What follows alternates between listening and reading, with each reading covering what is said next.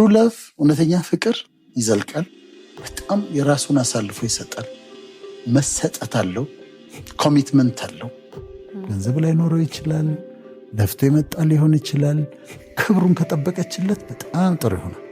እሷን ትሩሊ ዲፕሊ ሲንሰርሊ አንደርስታንድ ሊያደርጋት ጥበበኛ ከሆነች በደንብ አድርጋ መያዝ ትችላለች ትዳሩን። እሱ ኦነር ይፈልጋል ይባላል። እያንዳንዱ ወንድ ውስጡ ንጉሥ አለ ይባላል እና you should know how to talk to the king in him። ውስጡ ንጉሥ አለ እያንዳንዱ ወንድ እና ቤቱ ሲገባ ከንጉሱ ጋር የምታወራ ሴት ታስፈልጋለች፣ ክብሩን የምትጠብቅለት። እያንዳንዷ ሴት ውስጥ ደግሞ ኩዊን አለች፣ ትሪት መደረግ የምትፈልግ፣ መወደዷ እንዲነገራት የምትፈልግ፣ በቃ በየቀኑ የፍቅር ቃላት የምትፈልግ ኩዊን ደግሞ አለች እና እሱም ደግሞ he has to speak to the queen in her ከንግስቲቱ ጋር ማውራት መቻል አለበት። ከዛ ይሄ እሷ በዛ ፍቅርን ስትጠግብ ሌላ አይደለም እኮ የሆነ አበባ ይዞላት ስለመጣ አይደለም፣ ሽቶ ስለገዛላት አይደለም፣ በቃላት ውበቷን ሲነግራት፣ ቫሊዋን ሲነግራት፣ ማንነቷን ሲነግራት፣ እንዴት ውድ እንደሆነች ከሷ ውጪ ሌላ ማንም እሱን ለአትራክት ሊያደርገው የሚችለው ሰው እንደሌለ ሲነግራት፣ እሱን ሲነግራት ትለመልማለች። እሷ ደግሞ ኦነር ካደረገችው ከሌላ ወንድ ጋር ሳታወዳድረው ንጉሥ አርጋ ካየችው፣ እሱ ንግሥት አርጎ ካያት በጣም ቆንጆ ኑሮ ይኖራሉ። እኔ እንደው ብቻ ምሳሌ ብዙ ጊዜ አነሳታለሁ። አንድ ሰው ቢሮ ውስጥ አንዲት ሴት ትፈትነዋለች። በጣም ፖስቸሯ የሚያምር ምናምን ነች እና በጣም በተደጋጋሚ ቴምፕት ታደርገዋለች። ከዛ እያታያትና አንድ ቀን በጣም ይገርምሻል አላት። የኔ ሚስቴ ፖስቸሯ ልክ እንዳንቺ ነበራል፣ ሰውነቷ ልክ እንዳንቺ ነበራለት። አሁን እንዳንቺ አይደለችም። ሰውነቷ ትንሽ ተለውጧል፣ ትንሽ ወፈር ብላለች፣ ትንሽ ፊቷ ላይ ትንሽ ሲየሽ ማዲያት አለ። ግን ለምን እንደሆነ ታውቂያለሽ አለት። የኔን ልጆች በማህፀኗ ተሸክማ ወልዳ አጥብታ ደፋ ቀና ስትል ልጆቿን ስታጥብ ምን ስትል፣ ለዛ ነው ልዩነት የመጣው። እንደዛም ሆኖ ስቲል የኔ ሚስት ወብ ነች። አሁን አይሽ ሚስቲቱ እዛ ጋር ወጣት ሴቶች ምናምን ጋር ምናምን አረድ የዋለው። ከዛ እሷ መወደዷን ማወቅ ትፈልጋለች። ሁል ጊዜ መወደዷን፣ እሷ ቁጥር አንድ እንደሆነች፣ እሷን የሚተካ ሴት እንደሌለ ሊነግራት ይገባል።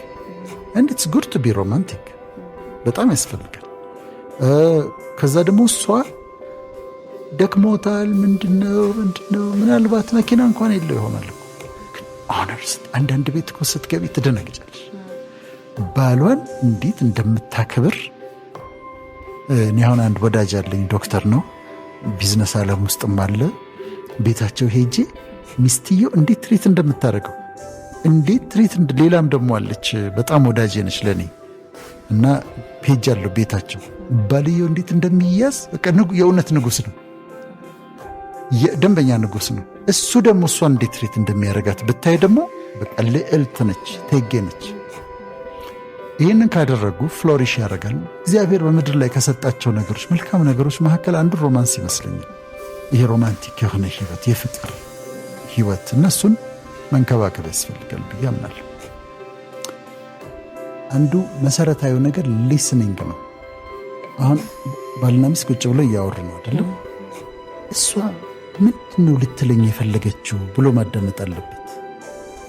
what is she trying to say? ልቧ ውስጥ ምንድን ነው ያለው? ልትነግረኝ የፈለገችው ነገር ምንድን ነው? ምን እያለች ነው ብሎ ከልቡ ቁጭ ብሎ ሊያዳመጣት ያስፈልጋል።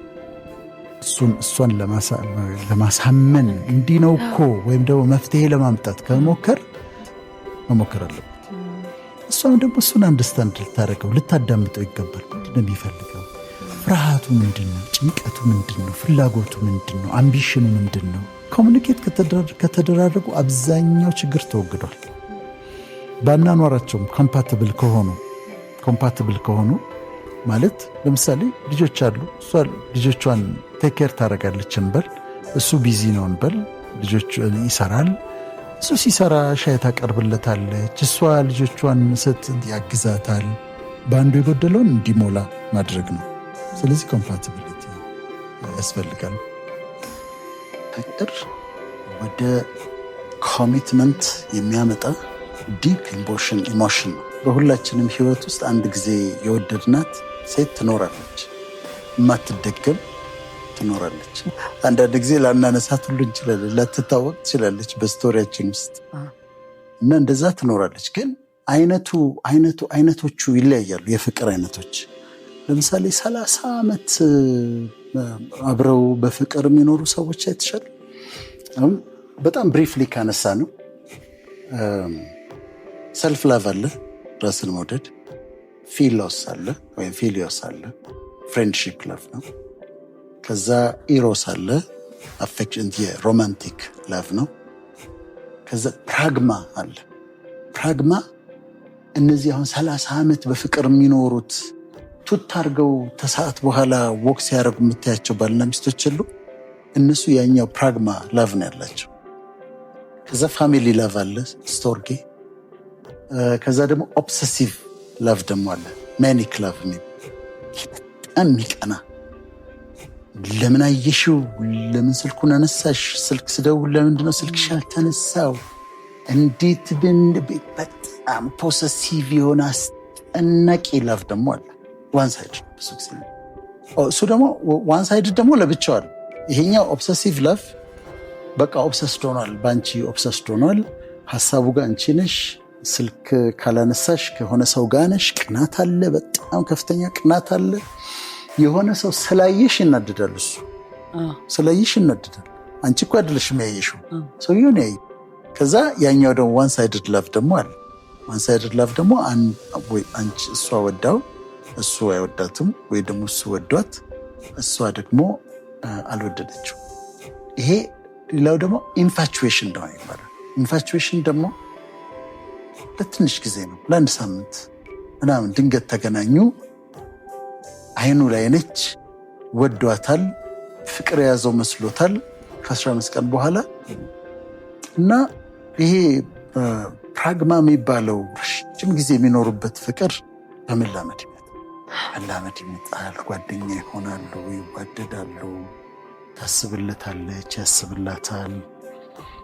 አይ ቲንክ ሴኪሪቲ፣ ሴፍቲ፣ ኮምፈርት ምናምን በተፈጥሮ ሴት ልጅ የምትፈልገው በላይፏ ፕሮቴክትድ መሆን፣ ሴኪውርድ መሆን፣ ኬር መደረግ፣ ኬሪንግ የሆነ ወንድ ምናምን። አልቲሜትሊ የምታገቡት እንደዚ አይነት ወንድ ነው ማለት። ይሄኛው አንድ በጣም የሚገርመኝ ሙዚቃ አለ፣ ሞተህ ባይኔ እንዳላይ የሚል ያለው በዓለም ላይ።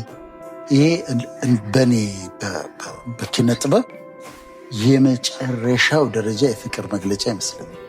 እኔ 7 ጊዜ ልሙት እኮ ትላለች። አንተ ሞተህ ከማይ እኔ 7 ጊዜ። እንዴት ነው ይሄ ቁመናህ ምናምን፣ ጉንጮች ምናምን፣ አይኖችህ እነሱ እንዴት ይፈርሳሉ? እኔ ሞት ይሻላል ትላለች። ከባድ ፍቅር ነው። ግን ይሄኛው አለ። ግን ሞስት ፕሮባብሊ ይሄኛውን ሰው አታገባው። እሷ የምታገባው ምን አይነት ሰው መሰለሽ? ይመጣል ሳምበዲ ኬሪንግ፣ በቃ ጫማሽን ላድርግልሽ የሚል፣ ልትነሳ ስትል ጫማሽን ማድረግ የሚያስፈልጋትን ነገር አይቶ ገዝቶም ይመጣ። በጣም ኔሰርሊ ሀብታም መሆን የለበት። አገባቸው፣ ጥሩ ሰውን ያገባቸው፣ እግዚአብሔር ይመስገን ይላል። ያ በጣም እውነተኛ በሆነ ፍቅር የወደደው ሰው ያኛው የቅናቱ አይደለም፣ ኦብሰሲቭ ሳይሆን ትሩ ለቭ። ካጣም በኋላ እያለቀሰ ለሰርጓ ተጠራሁ እያለ በጸጋዬ አልቅሶም ቢሆን ለእሷ ግን ጥሩ ስለሆነላት ደስ ይለኛል። እና እውነተኛ ፍቅር ጊዜ ሰተሽ የምትለየው ነገር ነው። አንዳንዴ ደግሞ ሴቶች ወንዱን የወዱትና ለምሳሌ የመድረክ ሰው ከሆንሽ መድረክ ላይ የሆነ አትራክቲቭ ነገር ይኖራል። አሁን በቸርችም በሴኩለርም መድረክ ላይ በጣም አትራክቲቭ ነገር ይኖራል እና መድረክ ላይ ያዩሽና ከዛ አትራክትድ ሊሆኑ ይችላሉ። ከዛ ወደድኩህ ብለው ሲመጡ አሁን የወደደችው ያ መድረክ ፐርሶናሊቲውን ሊሆን ይችላል። መጠቀቅ አለበት፣ ጊዜ መስጠት አለበት። እና ትሩ ላቭ እውነተኛ ፍቅር ይዘልቃል። በጣም የራሱን አሳልፎ ይሰጣል። መሰጠት አለው፣ ኮሚትመንት አለው። እሷ እንድትጎዳ በፍጹም አይፈልግም። እሷም እሱ እንዲጎዳ በፍጹም አትፈልግም። እንዲሳካለት እንዲሆንለት ነው የምትፈልገው። እና ያንን ፍቅሩ ሲመጣ ፍቅሩን ጊዜ ሰጥቶ ቼክ ማድረግ ያስፈልጋል ብዬ አምናለሁ።